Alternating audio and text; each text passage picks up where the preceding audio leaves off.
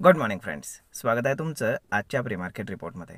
तर मग चला सुरुवात करूयात आजच्या प्री मार्केट रिपोर्टला आणि जाणून घेऊयात की आज आपल्या स्टॉक मार्केटमध्ये काय होऊ शकतं ते. त्याआधी तुम्ही जर आपल्या चॅनलवरती नवीन असाल तर चॅनलला सबस्क्राईब करायला विसरू नका आणि डिस्क्रिप्शनमध्ये लिंक आहे त्यावरती क्लिक करून आपले डीमॅट अकाउंट देखील ओपन करायला विसरू नका. तर मग मित्रांनो, काल आपण पाहिलं की आपल्या मार्केटमध्ये एक चांगल्या प्रकारचा बाउन्स बॅक आपल्याला पाहायला मिळाला. काल त्यातल्या त्यात निफ्टीची एक्सपायरी होती, परंतु आपल्याला एक शॉर्ट कवरिंग मूव्ह काल पाहायला मिळाला आणि जी लेवल आहे साधारण 24,400च्या आसपासची, म्हणजे 350 ते 400च्या झोनमधली, तर ही लेवल आपल्याला डिफेंड होताना पाहायला मिळाली. कारण त्याच्या खाली एक सडन गॅप आहे, तो गॅप आपल्याला अगदी 24,000पर्यंत घेऊन जाऊ शकतो. त्यामुळे काल मार्केटमध्ये आपल्याला एक चांगली रिकव्हरी पाहायला मिळेल आणि त्याच्यामागे काही रिझन्स पण होते, तेही आपण आजच्या व्हिडिओमध्ये जाणून घेऊयात. तर सगळ्यात पहिली गोष्ट म्हणजे जाणून घेऊयात की काल रात्री US मार्केटमध्ये काय झालं. तर US market almost flat close झालेलं आहे आणि तिथले आपण काय म्हणू शकतो की जे फ्युचर्स आहेत तेही ऑलमोस्ट फ्लॅट ट्रेड करत आहेत. फार काही जास्त टेन्शनवाली गोष्ट नाही आहे. जर आपण ऑइल पाहिलं तर ऑइलसुद्धा 1% डाऊन झालेलं आहे. त्याच्यामागचं रिझन असं आहे की ट्रम्प आणि पुतिन हे मीटिंग करणार आहेत. कशा संदर्भात? तर युद्ध थांबवण्यासंदर्भात. ओके, मग आता कुठल्या मागण्या मान्य होतात, कुठल्या होत नाहीत, या बऱ्याचशा गोष्टी त्याच्यामध्ये आहेत. परंतु ही एक पॉझिटिव्ह गोष्ट आहे पूर्ण जगासाठी. कारण एकतर रशियावरचे सँक्शन्स, म्हणजे समजा युद्ध थांबलं तर रशियावरचे सँक्शन्स काढले जातील. प्लस आपल्या इंडियन मार्केटसाठी काय होईल की जे 25%चे एक्स्ट्रा टॅरिफ लावले तर ते आपण काय म्हणतो की त्याला काही अर्थच राहणार नाही, ते ऑटोमॅटिकली रिमूव्ह होऊन जातील. ओके, जे आपण रशियाकडनं ऑइल घेतो म्हणून आपल्यावरती लावलेत. प्लस राहिले 25% टॅरिफ, तर ते इम्पोज होण्यासाठी अजून त्यांनी 1 महिना दिलेला आहे. म्हणजेच काय की त्याच्या आतमध्येच जे USचं डेलिगेशन आहे ते इंडियामध्ये येणार आहे. ओके, आणि जर त्यांच्यामध्ये डील झालं तर ते टॅरिफसुद्धा लागणार नाहीत. ओके, म्हणजे हार्डली 10 ते 15% आसपासचे कुठले तरी टॅरिफ्स असतील तर ते आपल्यावरती लागतील की जे पूर्ण जगावरती आहेत. ओके, म्हणजेच काय की याचा फायदा आपल्याला होताना पाहायला मिळू शकतो. त्यामुळे हा महिना स्टॉक मार्केटसाठी थोडासा वोलाटाईल नक्कीच राहणार आहे. आता पुतिन आणि ट्रम्प यांच्यामध्ये काय काय बोलणं चालणं होतं आहे किंवा ह्याच्यापैकी जे 2 लोक आहेत हे मोठे, तर हे काय स्टेटमेंट करत आहेत किंवा यांच्याकडनं ऑफिशियली काय स्टेटमेंट येतं ह्यांच्या लोकांकडनं, एम्बेसीकडनं, तर त्याला खूप जास्त महत्त्व राहील आणि मार्केट त्याला नक्कीच डिस्काउंट करण्याचा प्रयत्न करेल. आता एवढ्या वर्षामधनं जर हे 2 लोक तयार झालेत एकमेकांना भेटायला, तर मोस्ट प्रोबॅबली की युद्ध थांबण्याची पॉसिबिलिटी आहे. ओके, आता ही एक गोष्ट झाली.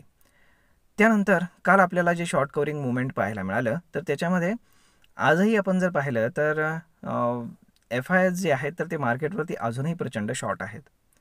काल त्यांचे शॉर्ट्स जे आहेत तर ते काही एक्सपायर झाले, काही त्यांनी कव्हर करून टाकले. परंतु जे नवीन शॉर्ट्स आहेत तर ते अजूनही पेंडिंग आहेत मार्केटमध्ये. ऑलमोस्ट 91%च्या आसपास ते मार्केटवरती शॉर्ट आहेत आणि ओन्ली 9% आपण काय म्हणू शकतो की ते मार्केटवरती लाँग आहेत. ओके, आता जर काल आपण FIs DIsचा डेटा जर पाहिला तर FIsनं पुन्हा 5,000 कोटींचं सेलिंग केलं आहे. त्याच्या अगेन्स्ट डोमेस्टिक इन्स्टिट्यूशन्सनं 10,000 कोटींचं बाईंग केलं आहे आणि त्यामुळेच आपल्याला एक रॅली मार्केटमध्ये पाहायला मिळाली. आणि त्याच्यामागे हेच रिझन होतं. दुपारी 1:30च्या आसपास जेव्हा ही न्यूज आली, ऑफिशियली जे काही रशियन एम्बेसी आहे त्यांनी सांगितलेलं आहे, तर त्यांनी सांगितल्यामुळे या न्यूजला खूप जास्त महत्त्व प्राप्त झालं. ओके, आणि या गोष्टीचा इम्पॅक्ट इंडियावरती खूप जास्त होणार आहे. कारण एक नवीन पार्टनर, जो रशियन पार्टनर आहे, तो ओपन मार्केटमध्ये येईल, हे लक्षात घ्या. कारण आत्तापर्यंत रशियावरती सँक्शन्स आहेत, त्यामुळे रशिया इतर देशांसोबत बिझनेस करू शकत नाही. मग ते EU असेल किंवा मग अमेरिका वगैरे बाकीच्या देशांसोबत नाही बिझनेस करता येत त्यांना. परंतु ते जर आले मार्केटमध्ये तर रशिया जगातली सगळ्यात मोठी लँड होल्ड करतो. ओके, म्हणजेच काय की रशियामध्ये इन्व्हेस्टमेंट्स यायला सुरुवात होतील, रशियातल्या इन्व्हेस्टमेंट्स बाहेर यायला सुरुवात होईल, अजूनही बऱ्याचशा गोष्टी होतील. म्हणजेच काय की एकंदरीत जर युद्ध थांबलं तर ही गोष्ट जगासाठी आणि प्लस रशियासाठी दोघांसाठी विन विन सिच्युएशन ठरण्याची पॉसिबिलिटी आहे. ओके, आणि रशियन मार्केटसुद्धा ओपन होईल. ह्या सगळ्यात महत्त्वाच्या गोष्टी आहेत. तर होप सो सगळं काही व्यवस्थित व्हावं अशीच आपली अपेक्षा आहे. जर आज आपण पाहिलं तर मार्केटमध्ये गिफ्ट निफ्टी इंडिकेट करतं आहे की मार्केट साधारण 30 ते 40 पॉईंट गॅप डाऊन ओपन होईल, विच इज ऑलमोस्ट फ्लॅट आपण म्हणू शकतो.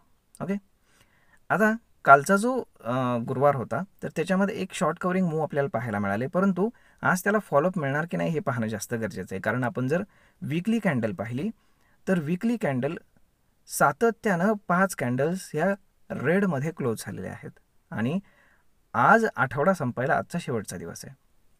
त्यामुळे कालपर्यंत कॅन्डल रेड होती ती आता ग्रीन बनण्याचे चान्सेस आहेत. म्हणजेच काय की आज जर मार्केट पॉझिटिव्ह क्लोज झालं, म्हणजे कालच्यापेक्षा जर अगदी 40-50 पॉईंट 100 पॉईंटच्या आसपास जरी पॉझिटिव्ह क्लोज झालं तरी चालेल. जर ते क्लोज झालं तर नेक्स्ट वीकमध्ये मार्केट 24,900पर्यंत जाण्याची खूप हायली पॉसिबिलिटी राहणार आहे, कारण तोच पहिला हर्डल आहे. त्यामुळे पाहूयात काय होतं ते. आणि ओपन इंटरेस्ट जे आहेत ते त्याच हिशोबाने डिफाईन झालेले आहेत. जर आपण पुट रायटिंग पाहिलं तर 24,500ला खूप हेवी पुट रायटिंग आपल्याला पाहायला मिळतं. तेच जर कॉल रायटिंग पाहिलं तर 24,800, परंतु 24,800पेक्षाही जास्त, खूप जास्त 25,000ला आपल्याला कॉल रायटिंग पाहायला मिळते. म्हणजेच काय की शॉर्ट टर्मची जी रेंज आहे ती डाऊन साईडला 24,500, अप साईडला 25,000 ही लेवल आपल्याला नक्कीच पाहायला मिळू शकते. आणि सध्या मार्केट जे आहे तर ते ह्या रेंजच्या डाऊन साईडला आहे आणि इथनं वर होणं पॉसिबल आहे, कारण RSI जो आहे तर तो काल ओव्हरसोल्डमधनं थोडासा वरती आलेला आहे. पाहूयात काय होते ते. त्यामुळे येणाऱ्या काही दिवसांमध्ये जे स्टेटमेंट्स आहेत ग्लोबल मार्केटकडनं येणारे, स्पेशली रशिया आणि अमेरिका यांच्या भेटीसंदर्भातले, त्याला खूप जास्त महत्त्व राहील. आणि दुसरी गोष्ट म्हणजे जे काय FIचे शॉर्ट पोझिशन्स आहेत तर त्या शॉर्ट पोझिशन्स आपण पाहायला पाहिजेत की त्या कव्हर होत आहेत की नाही. त्या जर कव्हर व्हायला सुरुवात झाली तर आपल्याला एक चांगलं मुवमेंट मार्केटमध्ये पाहायला मिळेल. आणि त्यासाठी जे काही रशिया आणि अमेरिका यांची जी काही मीटिंग आहे तर हा एक ट्रिगर पॉईंट ठरू शकतो. त्यामुळे हा महिना फार महत्त्वाचा ठरण्याची पॉसिबिलिटी आहे. आता जर स्टॉक स्पेसिफिक सांगायचं झालं तर टायटनने रिझल्ट पोस्ट केलेत आफ्टर मार्केट काल, की जे खूप चांगले आहेत. त्यामुळे टायटन आज फोकसमध्ये राहील.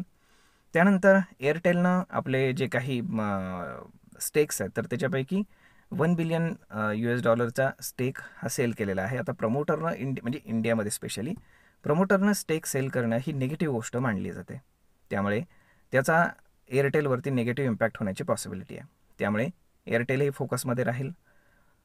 त्यानंतर आज पाहूयात काय होतं ते. परंतु मोस्ट लाईकली इंडेक्सला मॅनेज केलं जाईल आणि स्टॉक स्पेसिफिक ॲक्शन जी आहे ती पॉझिटिव्ह साईडला सुरू होईल असं माझं मत आहे. त्यामुळे आज पाहणं जास्त गरजेचं आहे की मार्केटमध्ये काय घडतंय. कारण आज वीकली म्हणजे आज जर मार्केटनं सरेंडर केलं तर नेक्स्ट वीकमध्ये सुद्धा मार्केट डाऊन साईडलाच राहण्याची पॉसिबिलिटी आहे, की ज्याची शक्यता थोडीशी कमी आहे. ओके, कारण जर डाऊन साईडलाच मार्केटला जायचं असतं तर काल खूप चांगला चान्स होता. कालच मार्केटनं ब्रेक करून डाऊन साईडला गेलंही होतं, परंतु तिथे बिलकुल सस्टेन करू शकलं नाही. तिथनं एक रिबाउंड आपल्याला पाहायला मिळाला. त्यामुळे आता पॉसिबिलिटी फार कमी आहे की पुन्हा खाली जाईल. त्यामुळे हा आठवडा तरी कमीत कमी ग्रीनमध्ये मार्केट क्लोज होण्याची पॉसिबिलिटी आहे. होप सो सगळं काही व्यवस्थित व्हावं. तर मग पाहूयात काय होतं येणाऱ्या दिवसांमध्ये. तर मग मित्रांनो, हा व्हिडिओ, ही माहिती तुम्हाला ट्रेड आणि इन्व्हेस्टमेंट करण्यासाठी नक्कीच उपयोगी पडत असेल. जर हा व्हिडिओ तुम्हाला आवडला असेल तर आपल्या जवळच्या मित्रमंडळींसोबत देखील हा व्हिडिओ तुम्ही शेअर करायला विसरू नका. धन्यवाद.